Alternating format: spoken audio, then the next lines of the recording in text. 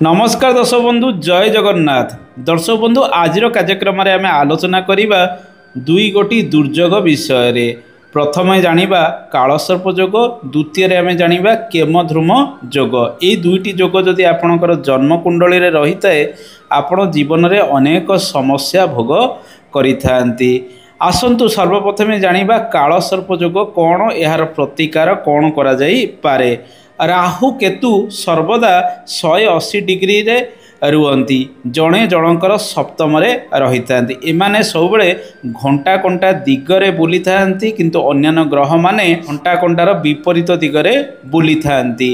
राहु केतु सर्वदा वक्री भावरे गति करि थांती। जदि समस्त ग्रह राहु केतु को छाड़ीदेले एमाने राहु केतुंक मध्यरे रही जाती, ताकू आमे कालसर्प जोग कहिबा। अर्थात राहु केतुंक मध्यरे जदि रवि, चंद्र, मंगल, बुध, बृहस्पति, शुक्र, शनि इत्यादि 7 कोटी ग्रह जदि अवस्थान करिथांती, ए जोग को आमे कालसर्प जोग कहिबा। यह एक अशुभ जोग अटे। आपण जीवन में जेते प्रकार मान सम्मान पांतु ना कहीं, जेते धन रोजगार करंतु ना कहीं, कोठी ना कोठी मानसिक शांति आपन को पूर्ण रूपे मिलिबो नाही। एते प्रकार शुभ जोग गुड़िक जन्म जातक रही से शुभ फल गुड़िक आपण को संपूर्ण रूपे जीवन में मिल न थाए।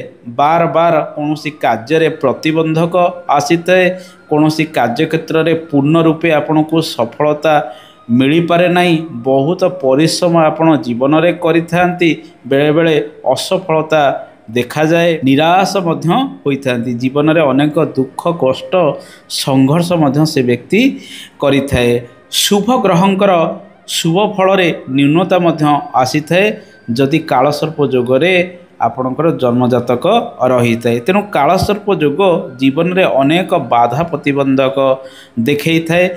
क्यों भाव होइची सर्वप्रथम आमको देखा पड़ो। राहु क्यों भाव बसी से जो भाव बसी से भाव को नहीं खराब फल गुड़िक आपण जीवन में बेसी मिलता है। धरतु राहु सप्तम बसी, केतु आपणकर लग्न रे बसी एवं समस्त ग्रह राहु केतुंक मध्यरे रहिचंती, तेबे सप्तम भावरु दाम्पत्य जीवन, व्यवसाय वाणिज्य विचार करा जाउतिबारु कोठी ना कोठी दाम्पत्य जीवन रे आपणकर समस्या बढ़िबो। धरंतु राहु आपणकर पंचम रे बसी, केतु आपणकर एकादश रे बसी, पंचम भावरु विद्या, पंचम भावरु संतान सुख विचार करा जाए। कोठी ना कोठी आपणक जीवन में यह सब क्षेत्र को नहीं अनेक समस्या संघर्ष मध्य लागी रहिबो। तेणु कालसर्प जोग जदि जन्मकुंडली रे रही तार प्रतिकार आपण करेंगे। जितेबाला राहुंकर दशा अंतदशा भोग हम से समय आपन टिके अधिक जीवन में संघर्ष करि, मानसिक अशांति अनेक समय भोग करि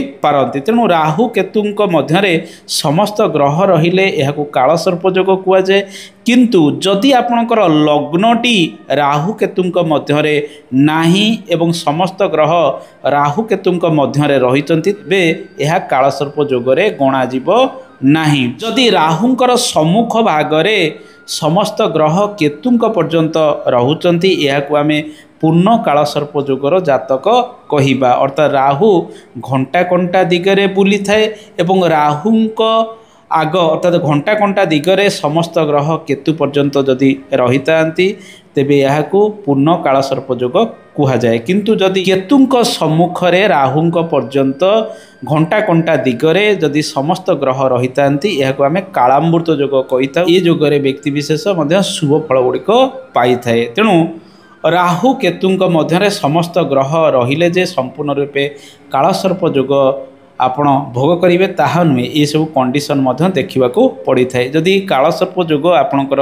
जन्मकुंडली रही, सर्वदा आपण महादेवंकर उपासना करंतु, श्री हनुमानंकर उपासना करंतु, आपण शुभ फल प्राप्ति करेंगे। जदि राहुंकर दशा आपणकर भोग होउची, तेबे महादेवंक पाखरे रुद्राभिषेक इत्यादि करंतु, शुभ फल गुड़िक मिलिबो। एवं ଯେତେ ଆପଣ ଶିବ ଉପାସନା କରିବେ ରାହୁ କେତୁଙ୍କର शुभ फल आपणक जीवन में अधिक मिलता है। कालसर्प जोगर प्रभाव कमी थाए। कई सर्पदान महादेव पाखरे करिथांती। तेणु दर्शक बंधु राहु केतुंक मध्य समस्त ग्रह रहिले कालसर्प जोग रही है एवं तार प्रतिकार स्वरूप ये सब कार्यक्रम गुड़िक आपण करें। दर्शक बंधु आसतु जानिबा आउ एक दुर्योग जहाँकि केमद्रुम जोग।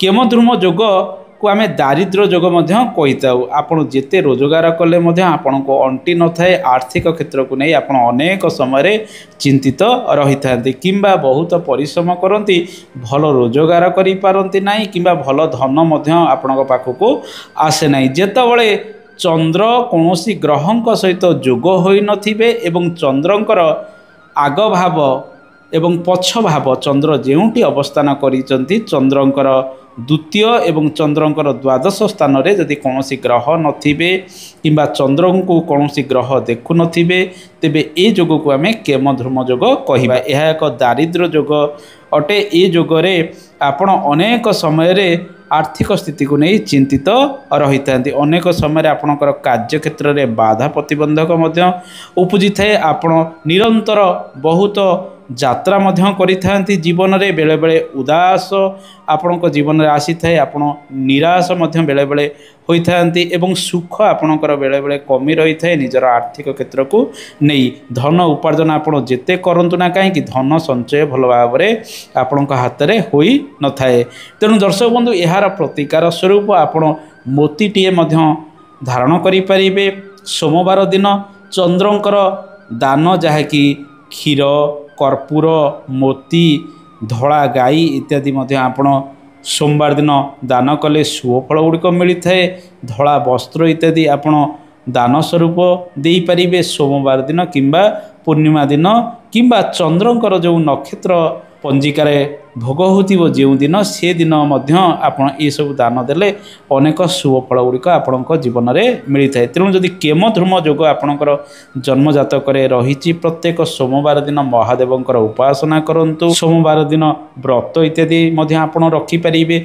सबु सोमवार दिन जदि व्रत आपण रखिपारुना ताहले पूर्णिमा दिन व्रत इत्यादि रखिबे। संध्या समय चंद्रदेवंक उद्देश्य क्षीरर अर्घ्य देवे एवं चंद्र किरण आपण बसी खीरी खाइले शुभ फल गुड़िक मिलता है। तेणु दर्शक बंधु ये तो थिला केमध्रुम जोग। जदि चंद्र बृहस्पति प्रभाव में रही बृहस्पति दृष्टि रही चंद्र जदि स्वगृह रही चंद्र जदि उच्च स्थान में रही तेबे ए जोगर कमी प्रभाव आपण जीवन में मिलता है। शुभ फल गुड़िक पाई था। तेणु दर्शक बंधु आज कार्यक्रम में आम दुई गोटी दुर्योग विषय आलोचना कले।